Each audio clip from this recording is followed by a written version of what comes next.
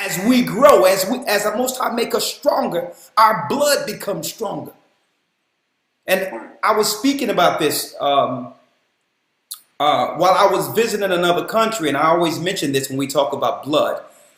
There was a woman that used to work for Merck, right? She was working for Merck as she was a laboratory technician. She was one of those doctors that work with the blood within Merck. I guess, and she told us, she says, listen, there's something special about black people and their blood. And that's all she studied. She said that a lot of these medicines and things they're working is to actually break down us, to even the playing field, because there's something naturally strong about us, and it's in the blood. And that gets us to where we are in Genesis 25, where it tell you the elder shall serve the younger, and the one people shall be stronger than the other people. The Most High made us genetically strong compared to Edom. So they use the vaccines to even it up. They take estrogen and all types of steroids and all that to try to even up when it comes to the strength that the Most High have given us naturally.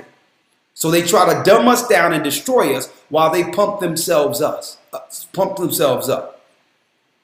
Now, the other thing is, when she looked at my blood, she looked at me and was looking at me like she's seen,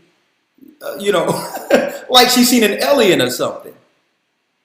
And she was looking at me because what happens is they prick your blood and they put it on a specimen. She does this and give you herb treatments based on the blood.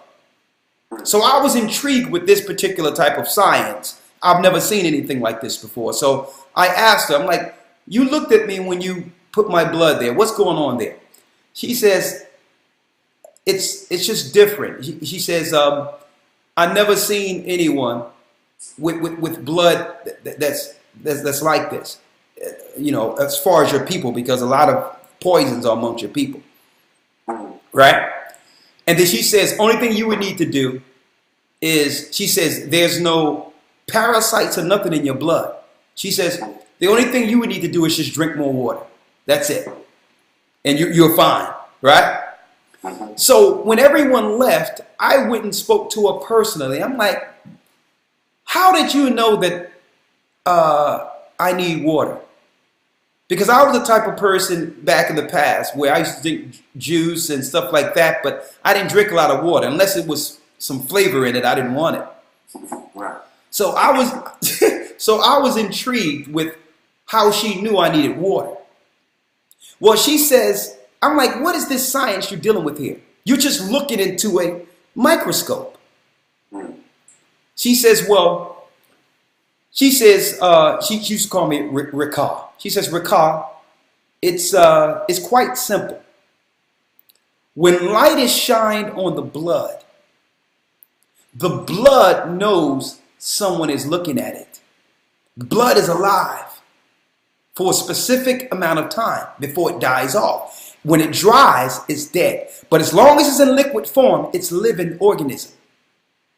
She says, if I were to take your blood and look into it, the light will shine on it, then it will form. If you have a heart problem, the blood will shape like a heart.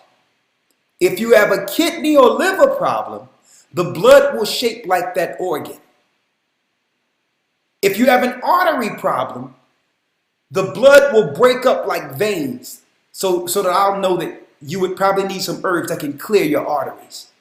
If you have a leg problem, the blood will shape like a leg. If you have an arm problem, the blood shapes like an arm or a hand. She says it's quite that simple. The blood communicates. Linking directly to scripture when Cain killed his brother Abel Shaphat. And the Most High said to Cain that your brother Abel's blood cried out to me. Let me tell you something, brothers and sisters. We are spiritual. The blood in us is spiritual. So it's the same science for everyone else, too, when it comes to the blood. They can look at the blood in a little microscope and tell what's wrong with the body. They've always known this. Now, you can use this for something positive, or you can use it as weaponry once you figure out what's going on with someone's blood. Merck is a top. You got SmithKline also. They are top pharmaceuticals who have studied us. And we shouldn't give our DNA to no one for any reason.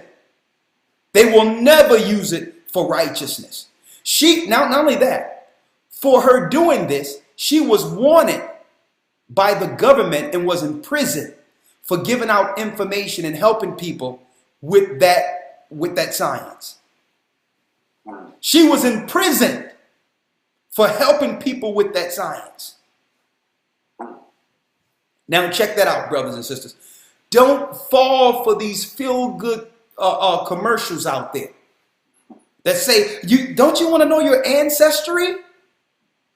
Never volunteer your essence. Your essence is between you and the Most High. Only if you are in the hospital in an acute situation. But never volunteer your blood, because 9 times out of 10, when they're taking your blood, they're taking one blood. They don't need a whole vial to do all that. They're taking 5 and 6 vials. Every time you look, someone with a white coat is coming and taking blood. Don't let them take your essence, brothers and sisters. They're taking you. Okay? Don't let them do that. They are planning weaponry, geno weaponry against us.